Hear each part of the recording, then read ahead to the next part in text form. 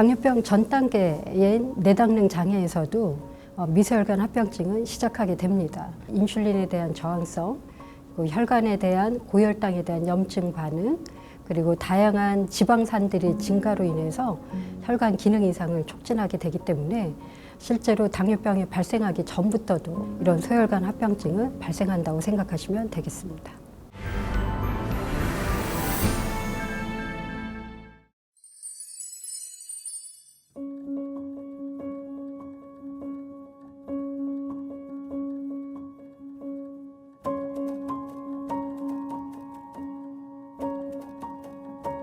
고혈당이 진행이 되게 되면 이 포도당의 상승으로 인해 체내에 아주 많은 다양한 대사산물들이 증가하게 됩니다.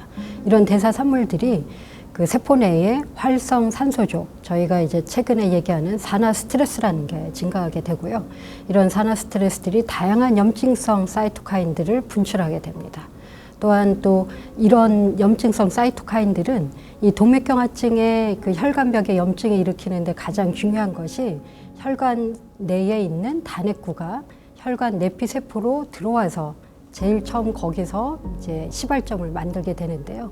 이런 염증성 사이토카인들이 이 단핵구가 혈관 내피세포로 들어오는 가장 중요한 길을 열어주기 때문에 이런 고혈당이 동맥경화증의 가장 중요한 메커니즘이 됩니다. 단핵구는 모노사이트라고 해서요. 그게 이제 들어가서 대식세포라고 해서 또 이 혈관 내에 있는 그 염증 반응이랑 그 다음에 또 여러 가지 이렇게 리피드, 그 지질을 잡아먹는 세포로 이렇게 변하게 됩니다. 나중에 대식세포라고 해서 이제 안쪽에 그 혈관에 뭐 보면 지저분한 것들을 이제 다 잡아먹어서 이렇게 폼셀이라고 해서 이렇게 형성을 해서 혈관 내에 이게 지저분한 이렇게 그 동맥경화방 같은 거를 이제 만드는 그 역할을 하는 거라고 생각하시면 돼요.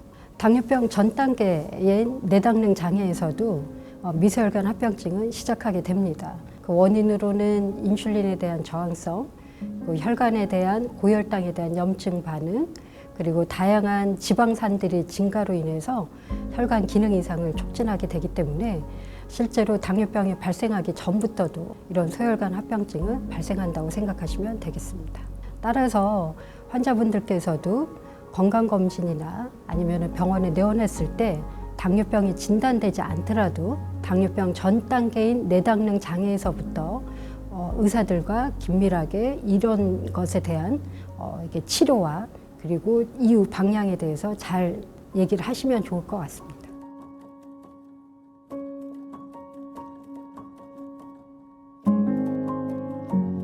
당뇨병의 합병증으로는 소혈관 합병증과 대혈관 합병증으로 나뉘게 됩니다.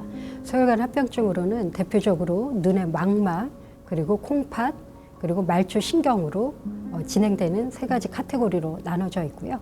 대혈관 합병증으로는 뇌졸중, 심근경색, 협심증, 그리고 다리에 괴사가 일어나는 말초 동맥질환으로 나뉘게 됩니다. 소혈관 합병증으로 특히 눈의 망막에 진행됐을 때는 환자들의 눈에 저산소증이랑 허혈증이 진행이 되고 신생혈관이 증식이 되면서 결국은 실명까지 이르게 됩니다. 그리고 콩팥으로 갔을 때는 처음에 이제 거품뇨가 환자들이 발생하게 되고요.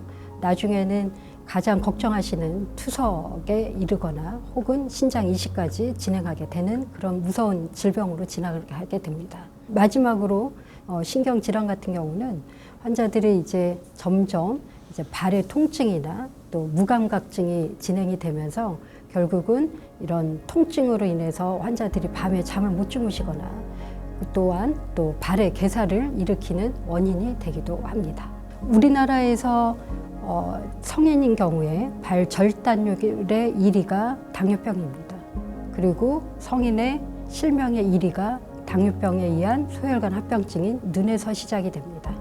그리고 우리나라에서 성인의 투석의 1위는 소혈관 합병증인 당뇨병에 의한 신장 합병증에 의해서 일어나게 돼 있습니다. 이런 성인의 가장 무서운 세 가지 원인이 다 당뇨병 소혈관 합병증에서 비롯된다는 것을 저희가 잘 인지하고 의사들과 적극적인 치료와 검사를 임해 주시면 좋겠습니다.